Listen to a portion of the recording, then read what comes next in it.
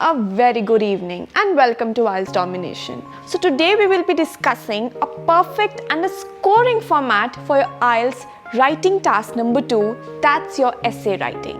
But आगे बढ़ने से पहले we will understand 3 kind of important statements or lines that you have to use in your essay writing.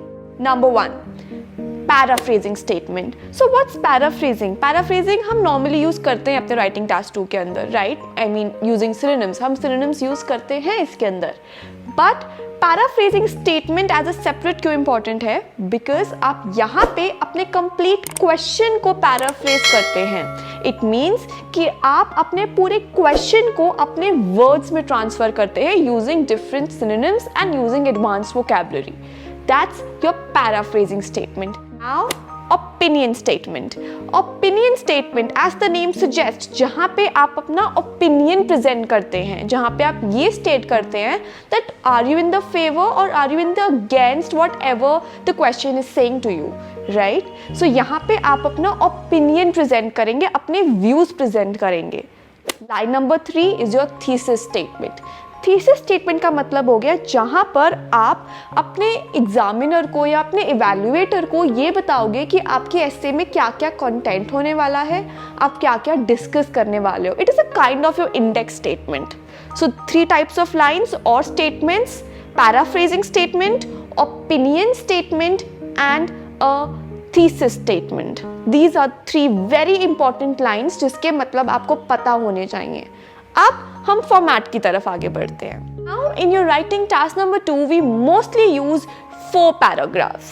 Now number 1 being the introductory paragraph, number 2 body paragraph 1, body paragraph 2 and conclusion paragraph. 4 paragraphs हम use करते हैं. अब हम समझते हैं कि हम introductory paragraph को कैसे ड्राफ्ट करेंगे.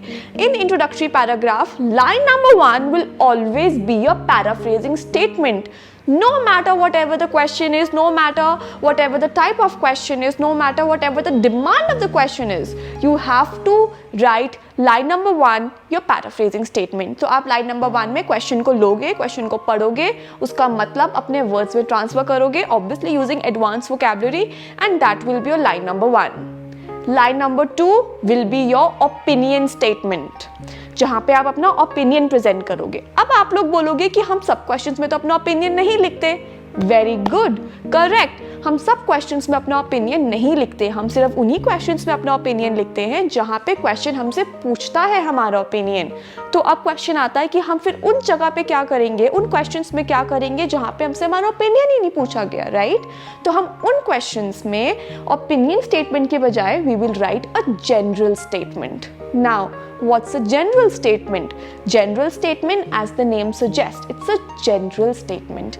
It can be your idea, it can be extending of your paraphrasing statement or any line but obviously related to the topic. That will be your general statement.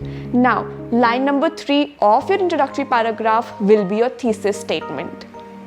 For example जहाँ पे आप ये बताओगे कि what the content of your essay will be, आप अपने एसे में क्या क्या डिस्कस करोगे, so that examiner already know कि आपका जो एसे है वो किस पॉइंट पे जाके स्टार्ट होगा एंड किस पॉइंट पे जाके खत्म हो जाएगा. So that's your thesis statement. 3 lines in your introductory paragraph, paraphrasing statement, opinion statement or a general statement and a thesis statement. Now let's come to body paragraph 1. Now what's body paragraph 1? जहाँ पे आप अपने ऐसे का एक aspect discuss करते हैं, right? जहाँ पे आप अपने ऐसे को एक फर्स्ट हाफ में डिवाइड करते हैं, एक उसका पॉइंट डिस्कस करते हैं.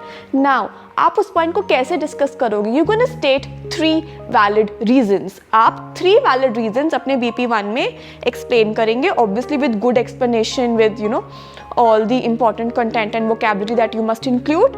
तो वो जाएगी आपकी BP नंबर 1 के अंदर. BP नंबर 2 के अंदर क्या करोगे? आप सेकेंड एस्पेक्ट डिस्कस करेंगे. सेकेंड एस्पेक्ट आप कैसे डिस्कस करेंगे?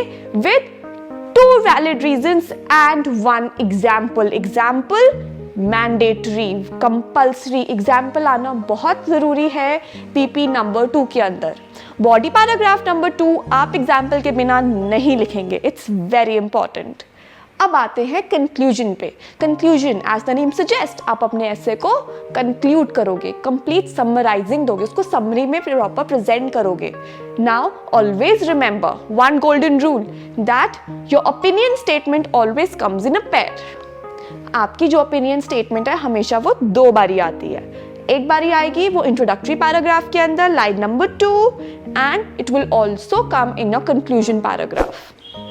So you will write your opinion statement in introductory paragraph and in conclusion paragraph always। ये बहुत important है और ये गलती बहुत लोग करते हैं। So keep that in mind। एक बार जल्दी से रिवाइज करते हैं। Introductory paragraph, BP1, BP2 and conclusion। Introductory paragraph में line number 1 will be your paraphrasing statement, line number 2 will be your opinion statement or a general statement, and line number 3 will be your thesis statement. BP1, you will be writing first aspect of your question or your answer and how you can explain that with 3 valid reasons. BP2, second aspect with 2 valid reasons plus 1 example. Conclusion, you need to normal summarize, you need to normal conclude, and always remember that you have to write your opinion statement also. Now, one more important tip that I would like to give you, that always remember that you have to introduce complex sentences, compound sentences and linking words in your answer, especially for your writing task number 2. It's very important. If you need a detailed video and a good explanation for linking words, complex and compound sentences, then do let me know in the comment section below. And I'll see you next time. So do not forget to follow me on my Instagram handle. This is the ID given below. Do hit the subscribe button.